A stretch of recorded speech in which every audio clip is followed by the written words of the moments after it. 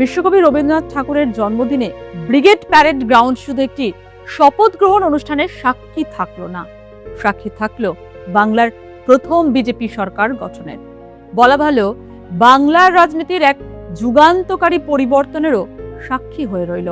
দীর্ঘ ১.৫ দশকে তৃণমূল শাসনের অবসান ঘটিয়ে ২০২৬ সালের বিধানসভা নির্বাচনে ২৯৪টির মধ্যে ২০৭টি আসন জিতে পশ্চিমবঙ্গে নিরঙ্কুশ সংখ্যাগরিষ্ঠতা অর্জন করেছে ভারতীয় জনতা পার্টি। আর সেই ঐতিহাসিক মঞ্চ থেকেই রাজ্যের নবম এবং বিজেপির প্রথম মুখ্যমন্ত্রী হিসেবে শপথ নিলেন পূর্ব মেদিনীপুরের শুভেন্দু অধিকারী। শপথে উপস্থিত ছিলেন প্রধানমন্ত্রী নরেন্দ্র মোদী, কেন্দ্রীয় স্বরাষ্ট্রমন্ত্রী অমিত শাহ সহ দেশের ২৩ রাজ্যের মুখ্যমন্ত্রীরা।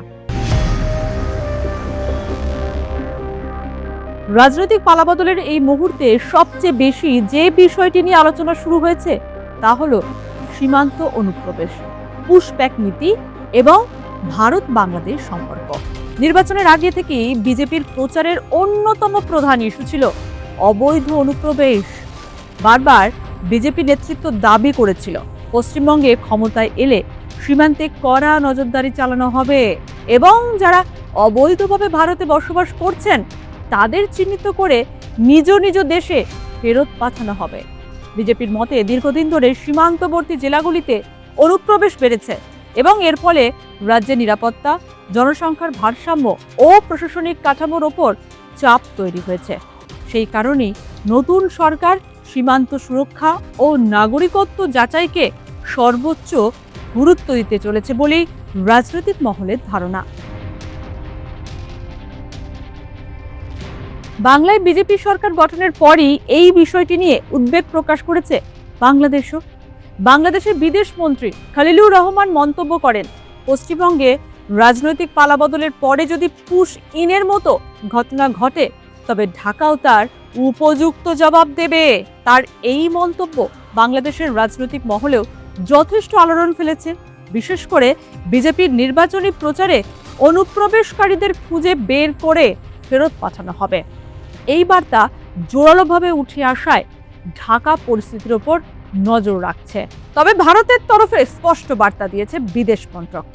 বিদেশ মন্ত্রকের মুখপাত্র রণধীর জয়সওয়াল জানিয়ে দিয়েছেন, অবৈধভাবে ভারতে বসবাসকারী বিদেশি নাগরিকদের প্রত্যর্পণ করা ভারতের নীতি এবং এটি কোনো নতুন সিদ্ধান্ত নয়।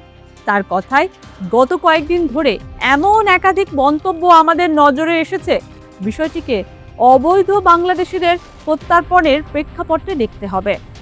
এই প্রক্রিয়ায় অবশ্যই বাংলাদেশের সহযোগিতা প্রয়োজন। তিনি আরও জানান, বর্তমানে নাগরিকত্ব যাচাই সংক্রান্ত 2860টিরও বেশি আবেদন বাংলাদেশের কাছে বিচারাধীন অবস্থায় রয়েছে, যার মধ্যে বহু মামলায় 5 বছরেরও বেশি সময় ধরে ঝুলে আছে।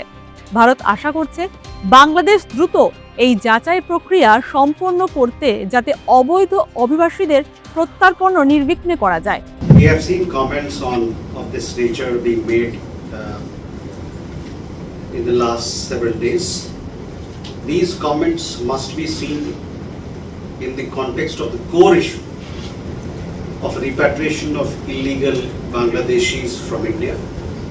This obviously requires cooperation from Bangladesh. Over 2,860 cases of nationality verification are pending with Bangladesh, and some of it, or several of it, a lot of it, for over 5 years.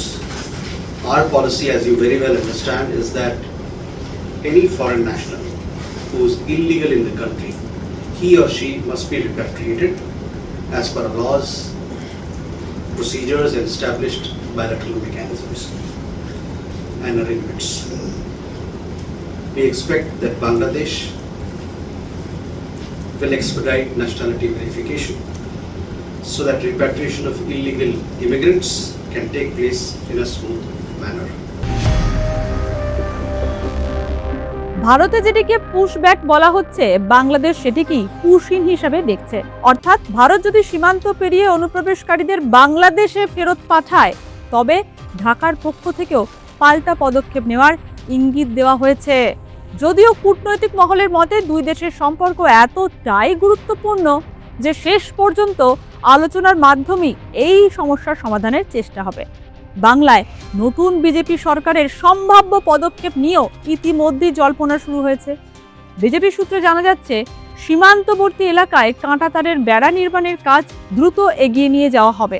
Amit Shah আগেই জানিয়েছিলেন, সরকার গঠনের ৪৫ দিনের মধ্যেই ভারত বাংলাদেশ সীমান্তে বেড়া নির্মাণের জন্য জমি বরাদ্দের প্রক্রিয়া সম্পন্ন করা হবে।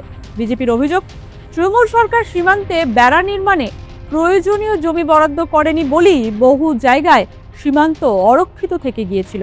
এবার সেই সমস্যা দূর করে সীমান্তকে আরও শক্তিশালী করার লক্ষ্য নিয়েছে নতুন সরকার।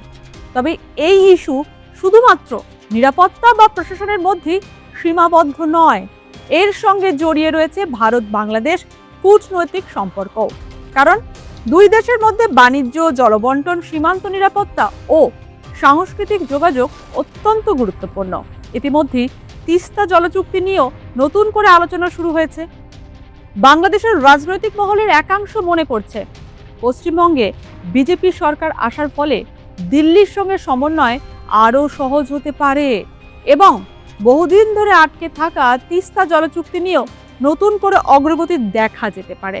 পশ্চিমবঙ্গে বিজেপির এই জয় শুধুমাত্র একটি সরকার পরিবর্তন নয়, এটি বাংলার প্রশাসনিক, রাজনৈতিক ও কূটনৈতিক সমীকরণেরও বড় পরিবর্তনের ইঙ্গিত দিচ্ছে। সীমান্ত অনুপ্রবেশ ইস্যু এখন শুধু ভোটের স্লোগান নয়, বরং নতুন সরকারের অন্যতম বড় প্রশাসনিক চ্যালেঞ্জ হতে পারে। একদিকে সীমান্ত সুরক্ষা ও অবৈধ অনুপ্রবেশ রোধের প্রতিশ্রুতি, অন্যদিকে প্রতিবেশী বাংলাদেশের সঙ্গে সুসম্পর্ক বজায় রাখার কূটনৈতিক ভারসাম্য। এই দুয়ের মধ্যে আগামী দিনের পথ খুঁজতে হবে শুভেন্দু অধিকারীর সরকারকে। ব্রিগেডের মঞ্চে শপথ নেওয়ার মধ্য দিয়ে নতুন অধ্যায় শুরু হয়েছে বাংলার রাজনীতিতে। এখন দেখার, বিজেপির সরকার তাদের নির্বাচনী প্রতিশ্রুতি কত দ্রুত বাস্তবায়িত করতে পারে এবং সীমান্ত অনুপ্রবেশ ও ভারত বাংলাদেশের সম্পর্কে জটিল সমীকরণ কতটা দক্ষতার সঙ্গে সামাল দিতে পারে।